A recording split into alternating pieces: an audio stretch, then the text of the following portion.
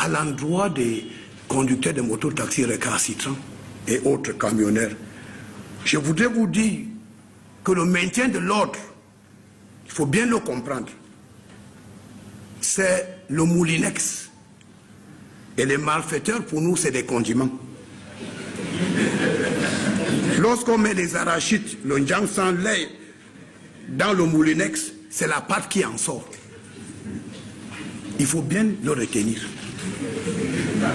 C'est une caricature, mais c'est un avertissement sévère contre les agresseurs et les bandits de grand chemin qui ont infiltré le métier de mototaxi, qui refusent de se faire identifier, ou les camionneurs qui ont pris l'habitude de bloquer la chaussée au nom d'une quelconque revendication. Et je veux le redire une fois de plus, je dis bien que le maintien de l'ordre, c'est le moulinex. Les malfaiteurs, les agresseurs, les terroristes et ceux qui complotent contre les institutions républicaines sont les condiments. Et lorsque les condiments entrent dans le moulinex, c'est la pâte qui en sort. J'espère me faire bien comprendre. Comme vous le savez, on ne peut pas évoquer ce sujet sans se rappeler de l'éboulement survenu au quartier Bankolo à Yaoundé dimanche dernier, ayant causé la mort de 28 personnes, 3 disparus.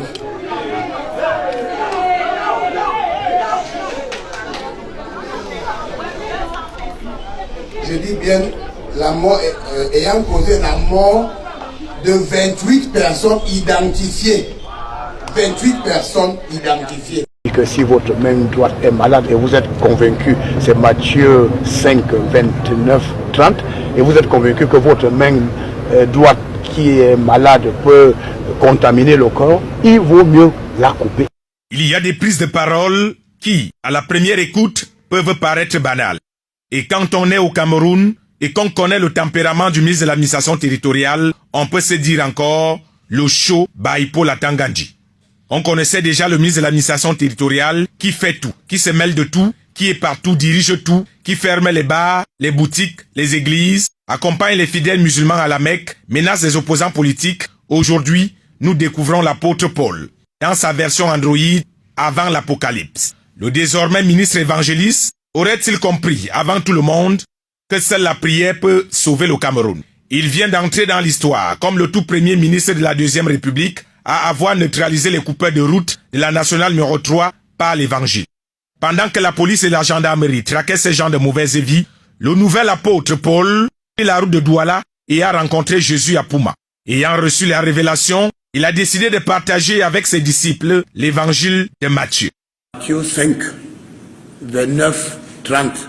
Si ton œil droit est pour toi une occasion de chute, arrache-le et jette-le loin de toi.